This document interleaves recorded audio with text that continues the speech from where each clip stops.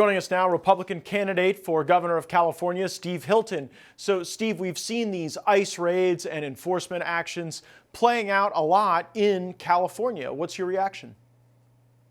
So first of all, it's all completely driven by Gavin Newsom, Karen Bass, and the Democrats. Why? Because of their stupid sanctuary state policy, which means that they refuse to cooperate with federal immigration enforcement, enforcing the law, federal law. And even if you don't care about enforcing the law, you should. These are the people who lecture us about our democracy. Well, in our democracy, the people voted for President Trump, who was incredibly clear about what he wanted to do. So here you have these Democrats saying, sorry, we're going to ignore the result of the election. We're going to ignore the law, federal and state law, and get in the way of all of this. That's why you have these kinds of operations happening in the first place, because you don't see this kind of thing in Florida, where you have cooperation between ICE and the local, state and local law enforcement. You don't see it in other places. And so they're causing all these problems. And then once they've caused the problems, they then whip up fear. They use it for their own political purposes.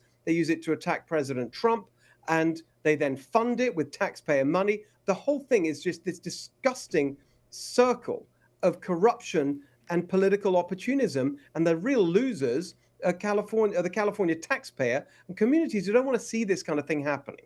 The other thing we don't want to see happening is assault on our enforcement officials in immigration. And we have seen that in the state of California. And unfortunately, you have a number of these very recalcitrant district attorneys who never seem to bring state charges against these folks. If you were governor of California, how would you ensure that the people attacking ICE officers actually face state criminal charges?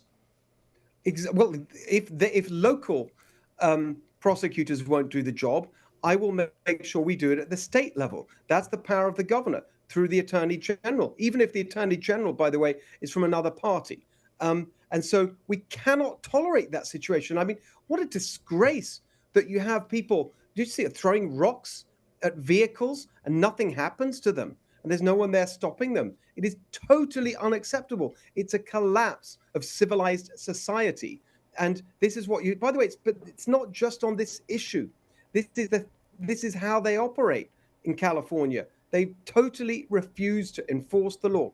The same situation on crime. That's why you've had rampant retail theft and all of that. On homelessness, it's illegal to camp on the streets. They've let it happen for decades. And now you see it with immigration as well. These people have just turned morality and law on its head. Instead of defending and protecting those who protect us, law enforcement, they attack them and undermine them. And if you do the right thing in California, if you're just a regular family or regular business doing your thing, doing the right thing, you get hammered, you get punished with taxes and regulations and harassment and who knows what. If you do the wrong thing, if you're a criminal, if you're an illegal immigrant, you're the one that gets rewarded and protected by the government. It's all upside down. And that's why I'm running for governor, to change all that and restore common sense. Are you going to be able to balance California's budget just by taking illegal aliens out of social welfare programs, or are there going to have to be other areas you look at to balance a $12 billion deficit? And if so, where are those areas? Well, I want to cut more than that, Matt. I mean, definitely that's the 12 billion is the deficit this year. But I put forward a tax plan which eliminates state income tax for everyone up to $100,000 of income, and then above $100,000 a flat tax of 7.5%. Now that sounds ambitious, but it's just reducing the state budget by 18.5%, which just takes it back to what it was before COVID.